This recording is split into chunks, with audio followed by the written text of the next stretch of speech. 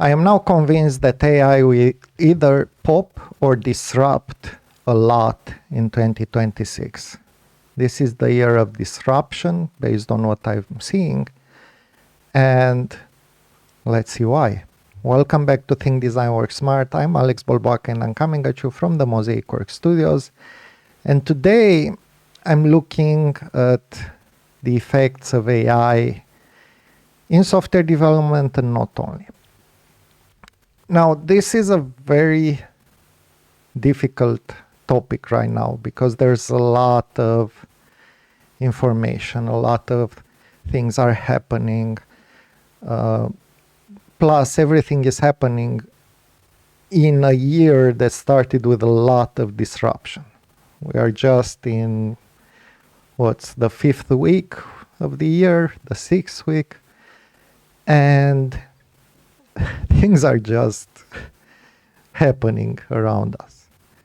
And AI is definitely part of it. In case you don't know, this week, when I'm recording this, the stock exchange in US fell because of Anthropic Claude launching a feature that goes into the realm of applications and has the potential of replacing certain flows, certain existing applications, SaaS applications. And this has created a big disruption wave in the stocks. And while it may not matter to us programmers, it will influence us, because if the stocks go down, then companies will start looking at what to do and they will start scrambling. And this is where the disruption comes in. But I want to go beyond this noise and beyond this momentary change. Not because I believe there will be no disruption. I believe there will be more disruption in the weeks to come and in the months to come. But because there are certain things that we need to understand. There are fundamentals that we need to take into account to understand what is happening and why I believe that we're either going to pop or disrupt. And let's talk about, I guess I need to go on a few axes. One axis is what people and companies know about AI right now. And another axis is what is happening with large language models. On one hand, what do people know? Well, I would split into very broad categories because we don't have a lot of time. Part of it is people who have tried the free versions of AI and have not been impressed, versus people who are using the paid versions. The paid versions are right now improving and much better than they were 3 months ago, 6 months ago. We had problems like hallucinations. Based on my experience with Claude, the hallucinations have gone a lot. I've got a lot fewer hallucinations from my interactions. And part of it is because they introduced the feedback loop. So before Claude gives you an answer, it has an internal monologue and then decides what to present. And this has already fixed a lot of accuracy problems. We had problems with context windows, which are smaller, and they have improved. They are larger now. You can have longer conversations. Moreover, I've had on a number of times Claude compacting its context so that it can continue the conversation, which is another feature that's revolutionary in this area. Another complaint was that you have to explain everything to AI assistants every time you work on a task. Well, no longer. Now they have memory. They have automatic memory that they build themselves, and you can also add to that memory through prompts. And if you're using agents, which is a completely different level, which I'm going to talk about in a few minutes, then you can also influence the memory in different ways. So if you're just using the free versions of assistants, you're not seeing the full picture. And this is one of the reasons why I believe a lot of people are still not impressed by what artificial intelligence is doing. Then we had a bunch of different attitudes. I've seen people who are against artificial intelligence. Some of them are for, actually the population I've seen are people who are moralists. They are against AI for moral reasons, because, and those are all valid reasons. We have a full video on this. Things like energy consumption, water consumption, money that goes there, the fact that a few tech billionaires decided that this is the way to go, and we are now living that present. All these are perfectly valid, and you can be against this for moral reasons, but based on what I know from the industry, pragmatism trumps moralism. More than that, things will change. I expect that there will be improvements in energy consumptions, in water consumption, and all that, given enough time. So that reason will probably go away fairly quickly. Now, some people are more on the ideology side. These are the tools of the oppressor. We have to fight against them, and so on. Being somebody who grew up in communist Romania, I have very little sympathy for this type of argument. I don't believe it works. So it's up to you, but I won't go there. Then we have people who, and I think there are a lot of people who just kind of heard, but are not really into either trying, or they are waiting. And maybe it will take years until they start using AI, if they ever will. The more interesting people are the ones that are curious and have tried AI in various contexts. And then we have the visionaries who are now running swarms of AI agents who run automated workflows and deliver stuff. And you see what the gap is. The gap is incredibly large. It's huge. And I can only imagine what happens in organizations who are looking at AI, and maybe they've tried internally some projects, but it didn't quite work as they wanted, and maybe they gave up, or maybe they tried something else, but they are kind of struggling, not knowing where to use this.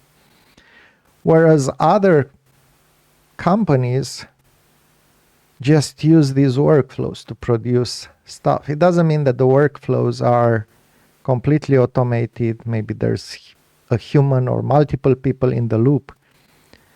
But man, this is just completely next level thinking. And designing these workflows is something that I believe is the next skill that you need to learn. And we are launching a course on it. But more of this in the next weeks. So what I think can happen based on this is we either have a bubble that pops and there's a large disruption in the market, companies scramble to go back up, there's maybe another type of AI winter, and eventually the tools become common day usage for people, but maybe not to their full extent or full potential. And this is the pop scenario, which I don't know how long it might take, but it might take, I don't know, 5 years, 10 years, if the bubble pops. We're in for some rough times. If the bubble doesn't pop, I thought that we would have an AI transformation, which means companies deciding to create programs like they did with AI, with agile transformation, like they did with digital transformations. Now they will look at AI and say, okay, let's organize and structure our transformation in a way that allows us to adapt based on our rhythm, based on the market rhythm, and so on, in a pretty organized manner. It cannot be fully organized because any transformation is a complex adaptive system. And so it creates momentary chaos, but pretty well managed, let's say. The thing is, because of the things that are happening and because of the other fundamental things about AI that I'm going to talk about in a minute, it's more likely that something else will happen. It's more likely that your company will be disrupted by a company running full agentic workflows and offering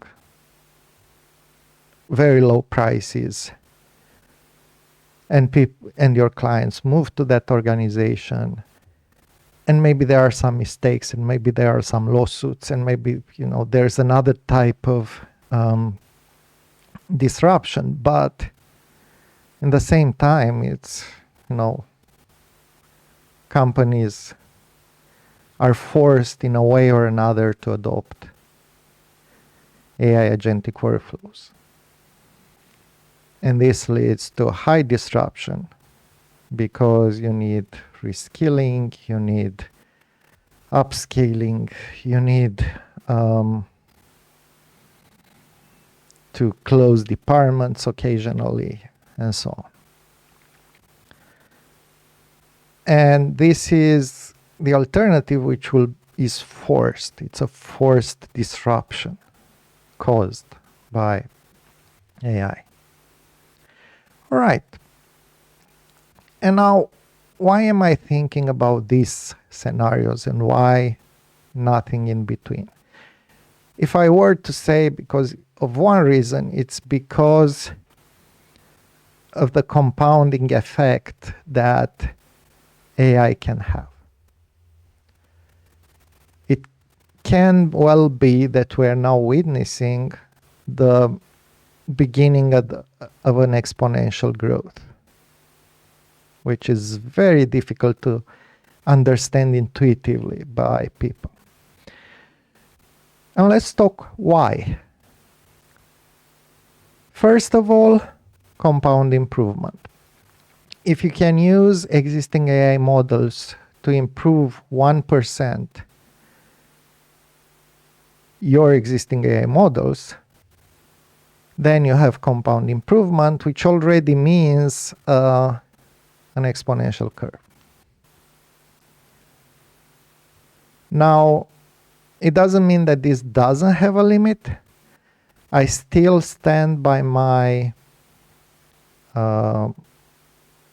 idea, by my conviction that we don't see AGI from this AI model.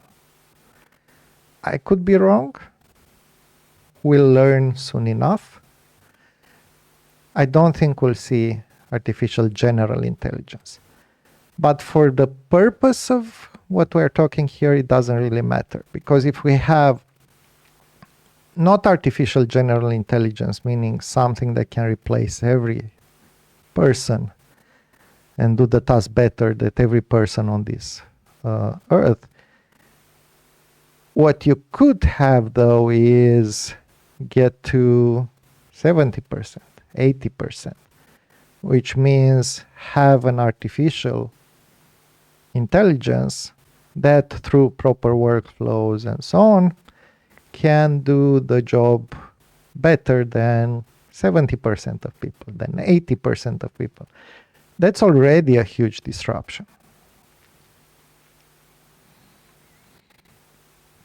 So compound improvement. Second, you have network effects. One of the leading stories in the past weeks has been Claudebot, then renamed OpenClaw, and I don't really know what the name is now. But the basic idea is that this is an agent that runs on your infrastructure and that has a social network with other agents. And they are talking. And because the memory has now improved, they can actually build memory from the interactions that they are making with other agents, which means that we could be getting network effects. Yet another factor for exponential growth. And just to be clear, one of the reasons why social media grew that much was because of network effects. Yes, they focused on creating addictive mechanisms in their apps, but the network effects were those that took the application to a large number of people. So we are talking, yet again, potential for exponential growth. You have memory now, which means agents can learn. They are not stuck in time anymore as they used to be. And then there's the last problem, which is, let's say we automate these workflows. Agents have limited context, they have limited knowledge, and they can make mistakes. That's absolutely correct. But the thing is, we've already dealt with this in engineering. How do we deal with this? Two ways: modularity and feedback. And iterations, because iterations help with feedback and modularity. So what this means, imagine, let's say you want to work on a very large software project. Imagine the largest software project that you've heard about. Maybe we'll need to split that software project into small modules that fit into a context window, and agents can work. Each agent is specialized in one of the modules or can do certain tasks specific per modules or whatever. And then they have some orchestrators and some checkers, and you create feedback loops. So maybe one of the agents is writing code, another agent is writing the tests, whatever, some kind of feedback loop. You have another agent reviewing the code, and you get these feedback loops, and this is how we eliminate a lot of the errors. Does this mean that we'll get 100% correct solutions? Well, no. but we can get to presumably 90 something percent. All right, so feedback, iteration, modularity. These are the ways we've used in the past to eliminate mistakes. This is how what we can use now to eliminate mistakes and to deal with limited context windows. So all of this is feasible. We can do all of this today. You see why I believe that we'll either have a pop or a disrupt.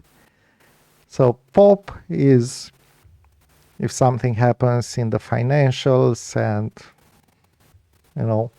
OpenAI doesn't have money anymore, for example, and they go down and then there's a lot of disruption. Could happen. Disrupt, the other way. We get organizations who master these agentic AI workflows, get them to 90 something correctness. You have then people in the loop who validate for the final 5-7%. You reduce the number of people you need by 70%, and that's how you get a lot of disruption. Because this goes in cascade. This forces other organizations to do that and so on. And what's worrying is that a lot of this is an iceberg. It's invisible. If you are not looking at what's happening in the agentic AI world, you don't see that. Now,